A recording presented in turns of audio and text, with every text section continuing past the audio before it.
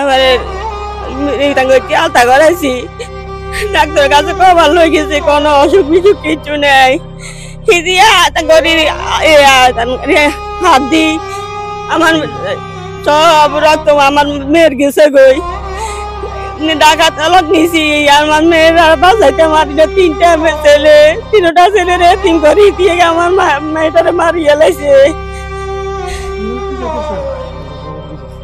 আমি প্রশাসন কাছে বিচার চাই, আমার মেয়েদের বিচার আই। আমি আমার স্ত্রীকে আমি বুধবার বিকাল 3টার দিকে নাঙ্গলকোট নিয়ে গেছিলাম শাহেদের কাছে। নেওয়ার পরে ওর ব্যথা উঠছিল, ব্যথা ওঠার পরে ওকে মানে ওইখানে নিয়ে গেছিলাম নাঙ্গলকোট শাহেদা ম্যাডামের বাসার মধ্যে। নেওয়ার পরে ও আপনার আলতা নেওয়া করে ওকে ধরছে। ধরার পরে ও আপনার জড়াই মরাই সব কিছু ছিঁড়ে ফেলছে। ছিঁড়ে ফেলে পরে পরবর্তী বলতেছে আপনি ইমার্জেন্সি ভাবে ওকে তাড়াতাড়ি নিয়ে যান। আপনার আমি এখন প্রশাসনের কাছে বিচারছি, আমি ওদের 3 ছেলে নিয়ে কি করবো? আমার কোন ধারে যাবো? আমার কোনো জায়গা বাসন, আমি ভাড়া করে থাকি, গরিব মানুষ।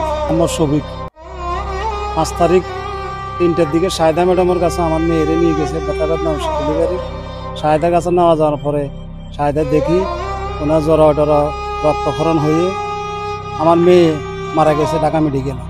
এখন আমার 3টা নাতিন এতিম হয়ে গেছে।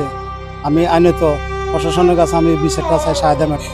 আমার সব রক্ত আমার মেয়ের গেছে গই, ডাকাত আলোক নিছি। আমার মেয়ের বাঁচাইতে আমার তিনটা ছেলে, তিনটা ছেলের এতিম করে দিয়ে আমার মেয়েটারে মারিয়ে লাইছে।